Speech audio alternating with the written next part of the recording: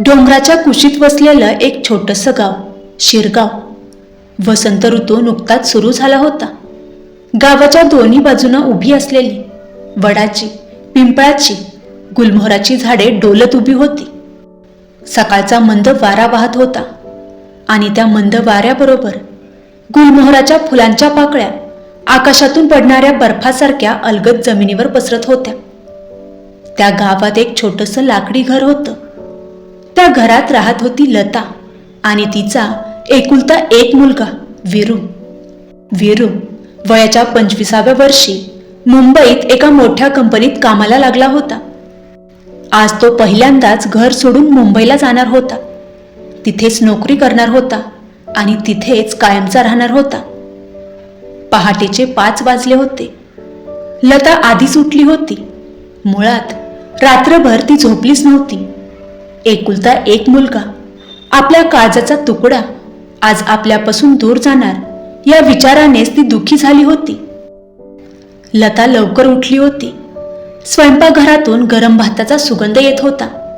ती काळजीपूर्वक डबा भरत होती. एका कप्प्यात भात, दुसऱ्यात अंड्याचा रोल, तिसऱ्यात वीरूला आवडणारे लोणचे आणि शेवटी एक छोटासा तुकडा, हृदयाच्या आकाराचा ऑमलेट. तो ठेवताना ती हलकसं हसली.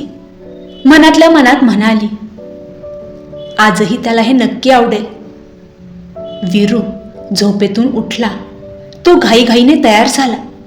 त्याच्या मनात फक्त मुंबई, नवी नोकरी, नवीन आयुष्य आणि मोठी स्वप्न होती. आईने त्याच्या हातात गरम चहाचा कप दिला. म्हणाली, हळू पिऊन घे. आई, उशीर होतोय, वीरू म्हणाला. ती काही बोलली नाही, फक्त त्याच्याकडे पाहत राहिली. आईच्या डोळ्यात अभिमान होता, पण त्या अभिमानामागे एक खोल एकटेपणाही लपला होता. स्टेशनवर जाण्याची वेळ झाली. लता घराचं दार बंद करताना क्षणभर थांबली. तिने घराकडे पाहिलं. याच घरात वीरूचं पहिलं पाऊल पडलं होतं. याच अंगणात त्याने पहिल्यांदा सायकल चालवली होती. याच अंगणात तो खेळायला बागडला होता. याच खिडकीत बसून तो अभ्यास करायचा. आणि आज तो हे घर सोडून निघून चालला होता. स्टेशनवर खूप गर्दी होती. ट्रेन येण्यास आणखी 5 मिनिटं बाकी होती. लता शांतपणे वीरूच्या बॅगेत डबा ठेवत म्हणाली, वीरू, वेळ मिळेल तेव्हा नक्की खा. यावर वीरू म्हणाला, आई, ऑफिसमध्ये रोज कॅन्टीन असतं. माहितीये रे बाळ, पण हा गावचा शेवटचा डबा समज. वीरूने काहीच उत्तर दिलं नाही. ट्रेन प्लॅटफॉर्मवर येऊन उभी राहिली. दारं उघडली गेली. प्रवासी चढू लागले. वीरूने आईच्या पायांना स्पर्श केला. लता घाबरली. अरे, एवढं कशाला? वीरू हसत म्हणाला, तूच शिकवलंस ना? दोघेही हसले, पण त्या हसण्यात एक न बोललेली भीती होती. ट्रेनची शिटी वाजली. वीरू डब्यात चढला. खिडकीजवळ उभा राहून हात हलवू लागला. लता हसत होती, पण तिला गहिवरून आलं होतं. तिच्या डोळ्यातले अश्रू ती लपवत होती. ट्रेन हळूहळू पुढे निघाली. वीरूचा चेहरा दूर जाऊ लागला आणि काही क्षणात तो पूर्णपणे नजरेआड झाला. लता बराच वेळ रिकाम्या रुळांकडे पाहत उभी राहिली होती. जागचे पाय हलत नव्हते. ती उभी असलेली जागा सोडून रिकाम्या घरी जाण्यास मन तयार होत नव्हते. आता पुन्हा कधी भेट होणार हेही माहीत नव्हतं. तिला का कोण जाणे, आज मन खूप अस्वस्थ होतं. जणू नियती तिला काहीतरी सांगण्याचा प्रयत्न करत होती. तिने आकाशाकडे पाहिलं. तिच्या सुरकुतल्या डोळ्यांनी अश्रूंना वाट मोकळी करून दिली. डोळ्यांच्या कडांवरून ओघळणारे अश्रू थांबायचं नाव घेत नव्हते. ती स्वतःशीच कुजबुजली, स्वतःची काळजी घे रे बाळ. आणि हळूहळू घराकडे निघाली. मुंबई सर्वात वेगवान शहर. उंच इमारती, वाहनांची रहदारी, गर्दीने भरलेले रेल्वे स्टेशन, रात्रीही दिवसांसारखे उजळलेले रस्ते, सगळं कसं गजबजलेलं. हे शहर कधीच थांबत नव्हतं. वीरू ट्रेनमधून उतरला तेव्हा त्याच्या मनात उत्साह होता. आता माझं नवीन आयुष्य सुरू होणार, या विचारानेच तो मनोमन आनंदला होता. कंपनीने त्याला छोटंसं अपार्टमेंट दिलं होतं. खिडकीतून दूरवर समुद्र दिसत होता. वीरूने सामान ठेवलं. तेवढ्यात त्याचं लक्ष आईनं दिलेल्या डब्याकडे गेलं. तो काही क्षण त्याच्याकडे पाहत राहिला. मग हसत म्हणाला, आई अजूनही मला लहान समजते. त्याने डबा फ्रीजमध्ये ठेवला. उद्या खाईन. दुसऱ्या दिवशी ऑफिसचा पहिला दिवस होता. नवीन सहकारी, नवीन प्रोजेक्ट, नवीन जबाबदाऱ्या. दिवस कसा गेला त्याचं त्यालाच समजलं नाही. संध्याकाळी फोन वाजला. आई? त्याने फोन उचलला. पोचलास ना व्यवस्थित? हो आई. जेवलास का बाळ? हो आई. डबा खाल्लास? आई उत्सुकतेने म्हणाली. यावर वीरू आईला खोटं बोलला. हो आई, खूप छान होता. फोनच्या दुसऱ्या बाजूला लता हसली. मला माहीत होतं तुला अजूनही माझं ऑमलेट आवडतं. वीरू शांत झाला. त्याने डबा अजून उघडलाही नव्हता. दिवस जात होते. दररोज रात्री 8 वाजता लताचा फोन यायचा. आज खूप काम होतं का रे बाळ? हो आई. जेवण वेळेवर करत जा रे बाळ. हो आई. झोप नीट घे. हो ग. प्रत्येक संभाषण 2 मिनिटात संपायचं. पण आईला ते 2 मिनिटं पुरायची, कारण तिला फक्त मुलाचा आवाज ऐकायचा होता. एके दिवशी ऑफिसमध्ये महत्त्वाची मीटिंग सुरू होती. तेवढ्यात फोन व्हायब्रेट झाला. आई. वीरूने फोन सायलेंट केला. पुन्हा कॉल आला. पुन्हा, तिसऱ्यांदा. त्याने त्रासिक होऊन फोन बंदच केला. त्याच्या सहकार्याने विचारलं, घरी काही महत्त्वाचं असेल उचल ना कॉल. नाही, आई आहे. उगाच काळजी करते रे. नंतर तो विसरूनही गेला. त्या रात्री त्याने परत फोनही केला नाही. लता मात्र फोन हातात घेऊन खिडकीजवळ बसली होती. रात्र खूप झाली होती. घड्याळात 10 वाजले, 11 वाजले, तरीही फोन आला नाही. तिने स्वतःशीच हसत म्हटलं, आज खूप दमला असेल माझा वीरू. तिने फोन उशीजवळ ठेवला आणि डोळे मिटले. दुसऱ्या दिवशी सकाळी वीरू घाईत ऑफिसला निघाला. आईला कॉल करायला हवं हे त्याच्या लक्षातही आलं नाही. फ्रीज उघडताना त्याची नजर पुन्हा त्या डब्यावर पडली. त्याने तो हातात घेतला, मग पुन्हा ठेवून दिला. रविवारी शांतपणे खाईन. पण त्याला माहीत नव्हतं, काही गोष्टींसाठी नंतर हा शब्द खूप उशिरा येतो. त्या संध्याकाळी ऑफिसमध्ये काम सुरू असताना त्याचा फोन वाजला. यावेळी तो आईचा नव्हता, गावातील शेजारी असलेल्या ताकेशी काकांचा होता. वीरूने सहज फोन उचलला. हॅलो काका. पलीकडून काही क्षण आवाज आला नाही. मग थरथरत्या आवाजात ते म्हणाले, वीरू, शक्य तितक्या लवकर घरी ये. वीरू घाबरला. का? आई ठीक आहे ना काका? पुन्हा काही क्षण शांतता आणि मग, तुझ्या आईला रुग्णालयात दाखल केलं आहे. फोन वीरूच्या हातातून खाली पडला. त्याच्या कानात फक्त एकच वाक्य घुमत राहिलं, आईला रुग्णालयात दाखल केलं आहे. फोन कट झाला. वीरूच्या हातातून मोबाईल खाली पडला. ऑफिसमध्ये सर्वजण आपल्या कामात व्यस्त होते. कोणाचंच कोणाकडे लक्ष नव्हतं. संगणकांचे आवाज, कीबोर्डवर पडणारी बोटं, मीटिंग रूममधून येणाऱ्या चर्चा. पण वीरूच्या कानात मात्र एकच वाक्य घुमत होतं, तुझ्या आईला रुग्णालयात दाखल केलं आहे. त्याच्या छातीत धडधड वाढली. त्याने घाईघाईने बॅग उचलली आणि मॅनेजरच्या केबिनमध्ये धावत गेला. सर, मला लगेच गावी जावं लागेल.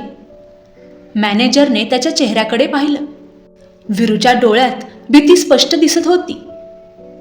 तू जाऊ शकतोस, बाकी कामाची काळजी करू नकोस. वीरूने मान हलवली आणि धावतच स्टेशनकडे निघाला. बाहेर पाऊस सुरू झाला होता. रस्त्यावर हजारो लोक धावत होते. पण वीरूला आज पहिल्यांदाच जाणवलं, एवढ्या मोठ्या शहरातही माणूस किती एकटा असू शकतो. स्टेशनवर पोहोचल्यावर त्याने पुढच्या ट्रेनचं तिकीट घेतलं. ट्रेन सुटायला अजून 10 मिनिटं होती. तो प्लॅटफॉर्मवरील बाकावर बसला. तेवढ्यात त्याच्या मोबाईलवर एक फोटो दिसला. आईने काही दिवसांपूर्वीच पाठवलेला. घराच्या अंगणात सोनचाफ्याच्या झाडाखाली उभी राहून ती हसत होती. खाली तिने लिहिलं होतं, यावर्षी फुलं खूप सुंदर आली आहेत विरू, पुढच्या सुट्टीत नक्की ये. तो मेसेज विरूने फक्त पाहिला होता, त्यावेळी उत्तर दिलं नव्हतं. तेवढ्यात ट्रेन आली. तो खिडकीजवळ बसला. रात्र गडद होत होती. बाहेरच्या दिव्यांच्या रेषा मागे सरकत होत्या. त्याच्या डोळ्यासमोर मात्र एकामागून एक आठवणी येत होत्या. लहानपणी ताप आला की आई रात्रभर त्याच्या कपाळावर थंड पाण्याची पट्टी ठेवायची.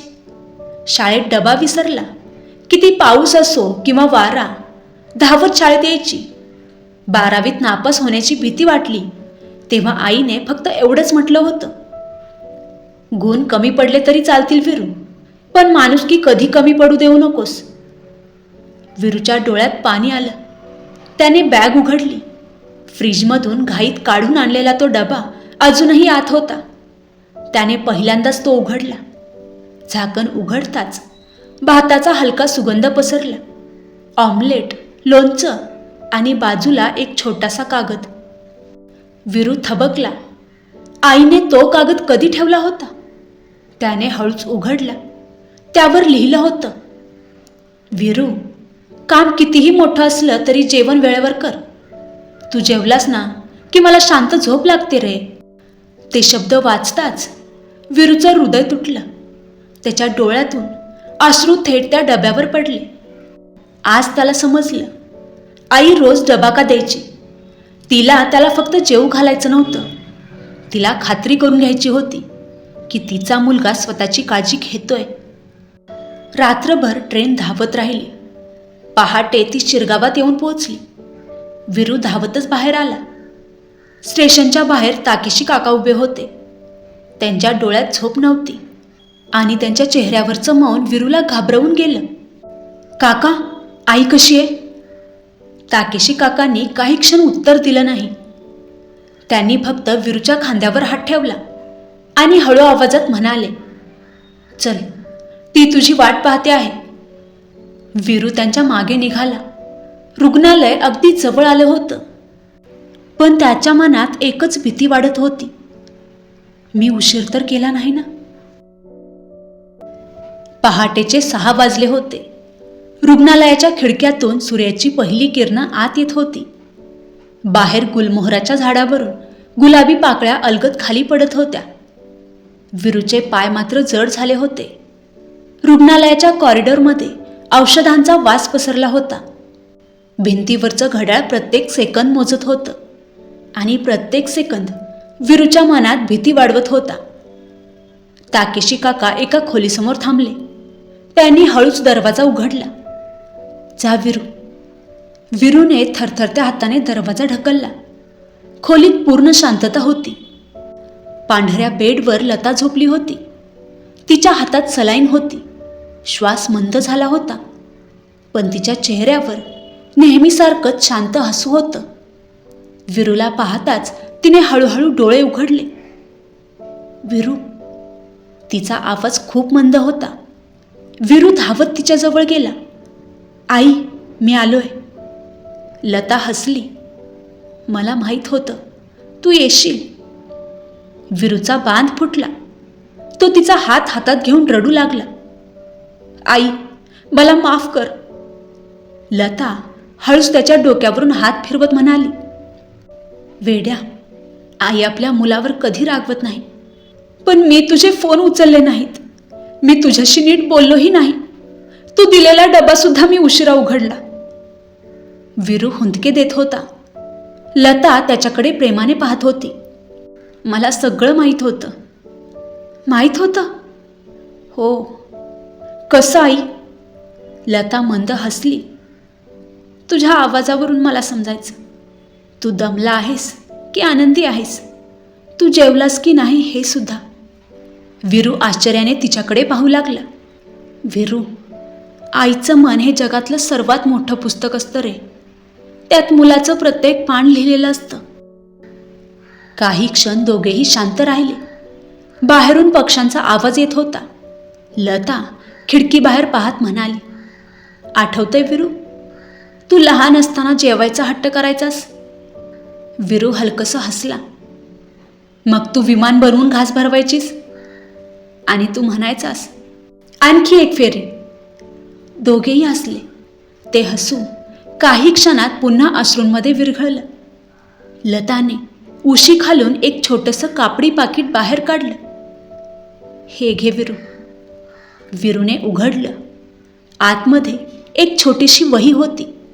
वहीच्या पहिल्या पानावर लिहिलं होतं, विरूचा डबा. तो आश्चर्यचकित झाला. प्रत्येक पानावर एक तारीख होती आणि खाली त्या दिवसाच्या डब्यात काय बनवलं होतं ते लिहिलं होतं. त्यासोबत एक छोटी नोंद होती, आज विरूची परीक्षा आहे म्हणून त्याच्या आवडीचं ऑमलेट. दुसऱ्या पानावर, आज तो उदास होता म्हणून त्याला आवडणारे गोड तांदळाचे गोळे केले. आणखी एका पानावर, आज त्याने पहिल्यांदा धन्यवाद आई म्हटलं. हा दिवस मी कधीच विसरणार नाही. विरूची नजर धुसर झाली. त्या वहीत 15 वर्षांचा इतिहास होता. प्रत्येक डबा, प्रत्येक दिवस, प्रत्येक भावना आईने लिहून ठेवली होती. विरू रडत म्हणाला, आई, हे सगळं का लिहिलंस? लता हसली. कारण विरू, एक दिवस मी नसेन, पण तुला कधी माझी आठवण आली तर ही वही उघड. तुला समजेल, आईचं प्रेम कधीच संपत नाही. तेवढ्यात डॉक्टर आत आले. त्यांनी हळूच लताची तपासणी केली. विरूकडे पाहून ते शांत आवाजात म्हणाले, तुम्ही त्यांच्यासोबत बोलत राहा, त्यांना तुमचा आवाज ऐकायला आवडतो. डॉक्टर बाहेर गेले. विरूला त्या वाक्याचा अर्थ समजला. वेळ फार कमी उरला होता. लता हळू आवाजात म्हणाली, विरू. हो आई. एक वचन देशील? हो आई. मी नसले तरी जेवण कधी सोडू नकोस आणि आठवड्यातून एकदा तरी स्वतःसाठी डबा बनव. कारण जो स्वतःची काळजी घेतो ना विरू, तोच दुसऱ्यांवर मनापासून प्रेम करू शकतो. विरूने तिचा हात घट्ट धरला. मी वचन देतो आई. लता समाधानाने हसली. तिने हळूच डोळे मिटले आणि खिडकीबाहेर गुलमोहराच्या पाकळ्या पुन्हा एकदा वाऱ्यावर नाचू लागल्या. पहाटेचे 6 वाजले होते. रुग्णालयाच्या खिडक्यातून सूर्याची पहिली किरणं आत येत होती. बाहेर गुलमोहराच्या झाडावरून गुलाबी पाकळ्या अलगद खाली पडत होत्या. विरूचे पाय मात्र जड झाले होते. रुग्णालयाच्या कॉरिडॉरमध्ये औषधांचा वास पसरला होता. भिंतीवरचं घड्याळ प्रत्येक सेकंद मोजत होतं आणि प्रत्येक सेकंद विरूच्या मनात भीती वाढवत होता. ताकेशी काका एका खोलीसमोर थांबले. त्यांनी हळूच दरवाजा उघडला. जा विरू. विरूने थरथरत्या हाताने दरवाजा ढकलला. खोलीत पूर्ण शांतता होती. पांढऱ्या बेडवर लता झोपली होती. तिच्या हातात सलाईन होती. श्वास मंद झाला होता, पण तिच्या चेहऱ्यावर नेहमीसारखंच शांत हसू होतं. विरूला पाहताच तिने हळूहळू डोळे उघडले. विरू. तिचा आवाज खूप मंद होता. विरू धावत तिच्याजवळ गेला. आई, मी आलोय. लता हसली. मला माहीत होतं तू येशील. विरूचा बांध फुटला. तो तिचा हात हातात घेऊन रडू लागला. आई, मला माफ कर. लता हळूच त्याच्या डोक्यावरून हात फिरवत म्हणाली, वेड्या, आई आपल्या मुलावर कधी रागवत नाही. पण मी तुझे फोन उचलले नाहीत. मी तुझ्याशी नीट बोललोही नाही. तू दिलेला डबा सुद्धा मी उशिरा उघडला. विरू हुंदके देत होता. लता त्याच्याकडे प्रेमाने पाहत होती. मला सगळं माहीत होतं. माहीत होतं? हो. कसं आई?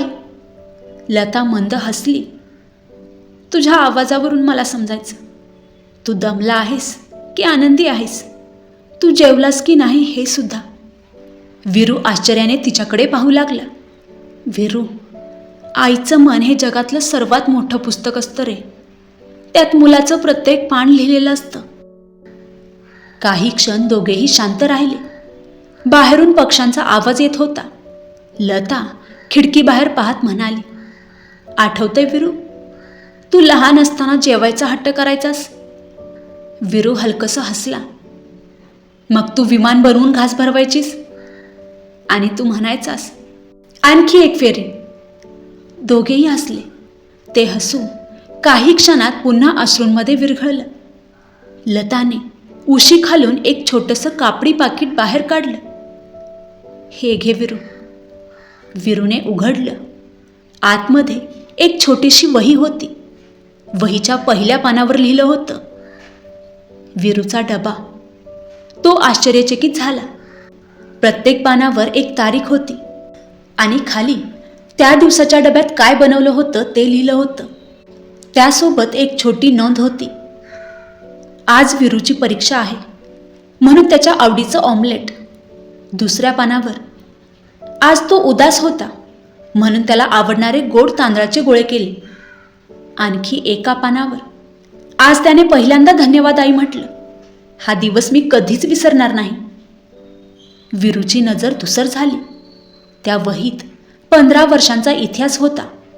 प्रत्येक डबा, प्रत्येक दिवस, प्रत्येक भावना आईने लिहून ठेवली होती. विरू रडत म्हणाला, आई, हे सगळं का लिहिलंस? लता हसली. कारण विरू, एक दिवस मी नसेन, पण तुला कधी माझी आठवण आली तर ही वही उघड. तुला समजेल, आईचं प्रेम कधीच संपत नाही. तेवढ्यात डॉक्टर आत आले. त्यांनी हळूच लताची तपासणी केली. विरूकडे पाहून ते शांत आवाजात म्हणाले, तुम्ही त्यांच्यासोबत बोलत राहा, त्यांना तुमचा आवाज ऐकायला आवडतो. डॉक्टर बाहेर गेले. विरूला त्या वाक्याचा अर्थ समजला. वेळ फार कमी उरला होता. लता हळू आवाजात म्हणाली, विरू. हो आई. एक वचन देशील? हो आई. मी नसले तरी जेवण कधी सोडू नकोस आणि आठवड्यातून एकदा तरी स्वतःसाठी डबा बनव. कारण जो स्वतःची काळजी घेतो ना विरू, तोच दुसऱ्यांवर मनापासून प्रेम करू शकतो. विरूने तिचा हात घट्ट धरला. मी वचन देतो आई. लता समाधानाने हसली. तिने हळूच डोळे मिटले आणि खिडकीबाहेर गुलमोहराच्या पाकळ्या पुन्हा एकदा वाऱ्यावर नाचू लागल्या. रुग्णालयाच्या खोलीत काही क्षण पूर्ण शांतता पसरली होती. मॉनिटरवरची हिरवी रेषा सरळ झाली होती. डॉक्टरांनी हळूच पांढरी चादर लताच्या चेहऱ्यावर ओढली. विरू मात्र स्तब्ध उभा होता. त्याच्या डोळ्यात अश्रू नव्हते. कारण काही दुःख इतकी मोठी असतात की अश्रूंनाही बाहेर पडण्याचा मार्ग सापडत नाही. अंत्यसंस्कारानंतर गावात पुन्हा शांतता पसरली. लोक आपापल्या घरी परतले. संध्याकाळ होत आली होती. ताकेशी काका विरूजवळ आले. आज तू घरी एकटाच राहणार आहेस का? विरूने मान हलवली. हो काका. आईची शेवटची रात्र या घरात माझ्यासोबत असू दे. काकांनी त्याच्या खांद्यावर हात ठेवला. कधीही गरज पडली तर हाक मार विरू. विरू घराकडे वळला. घराचं दार उघडताच एक परिचित सुगंध त्याच्या नाकात शिरला. सोया सॉस, गरम भात आणि ताज्या चहाचा मंद वास. क्षणभर त्याला वाटलं, आई स्वयंपाकघरातून हाक मारेल. विरू, हात धुवून ये, जेवण तयार आहे बघ. पण घर पूर्ण शांत होतं. त्याने हळूहळू स्वयंपाकघरात पाऊल टाकलं. टेबलावर 2 वाट्या होत्या, 2 चमचे होते. जणू आई अजूनही त्याची वाट पाहत होती. विरू खुर्चीत बसला आणि पहिल्यांदाच मोठ्याने रडू लागला. आई, मी आलोय, एकदाच हाक मार ना. त्याचा आवाज रिकाम्या घरात घुमत राहिला. उत्तर मात्र आलं नाही. रात्र वाढत गेली. झोप येत नव्हती. तो आईच्या कपाटाजवळ गेला. कपाट उघडताना त्याच्या नजरेला एक छोटा लाकडी डबा दिसला. त्यावर त्याच्या आईच्या अक्षरात लिहिलं होतं, विरूने मी गेल्यानंतरच उघडायचं. त्याचे हात थरथरू लागले. त्याने हळूच डबा उघडला. आतमध्ये एक कापडी रुमाल, एक जुना फोटो आणि एक बंद लिफाफा होता. त्यावर लिहिलं होतं, माझ्या बाळासाठी वीरूसाठी. जेव्हा त्याला माझी सर्वात जास्त आठवण येईल, वीरूच्या डोळ्यात पुन्हा अश्रू दाटले. त्याने पत्र उघडलं. प्रिय वीरू, जेव्हा तू हे पत्र वाचत असशील तेव्हा मी तुझ्या जवळ नसेन. हे पत्र वाचताना बिलकुल रडू नकोस, कारण मी तुला रडवण्यासाठी नाही तर हसवण्यासाठी आयुष्यभर स्वयंपाक केला. मला माहीत आहे रे वीरू, तू स्वतःला दोष देशील. मी फोन का उचलला नाही, मी वेळ का दिला नाही, मी शेवटचा डबा वेळेवर का खाल्ला नाही. पण बाळा, आई मुलाच्या चुका मोजत नाही रे. आई फक्त त्याचं सुख मोजते. आणि माझ्या आयुष्यातलं सर्वात मोठं सुख तू होतास. एक गोष्ट लक्षात ठेव बाळा, काम महत्त्वाचं असतं रे, पण ज्या घरात तुझी वाट पाहणारं माणूस असतं ना, ते घर कधीच विसरू नकोस. कारण एक दिवस तू दार उघडशील आणि आत कोणीच नसेल. त्या दिवसाची वेदना जगातलं कोणतंच यश कमी करू शकणार नाही. आणखी एक विनंती वीरू, दरवर्षी माझ्या वाढदिवशी एक डबा बनव. तो एखाद्या भुकेल्या माणसाला दे. मला वाटेल माझं प्रेम अजूनही कुणाच्या पोटापर्यंत पोहोचत आहे. तुझी आई. पत्र संपलं. वीरू बराच वेळ शांत बसून राहिला. त्या रात्री त्याने एक निर्णय घेतला. आईने बनवलेलं प्रेम फक्त आठवण म्हणून जपायचं नाही, तर इतरांपर्यंत पोहोचवायचं. त्याने हळूच डबा छातीशी धरला. खिडकीबाहेर चाफ्याची फुलं पुन्हा एकदा वाऱ्यावर तरंगत होती आणि त्याला असं वाटलं जणू आई पुन्हा एकदा हसत म्हणत होती, वीरू, वेळेवर जेव बाळा.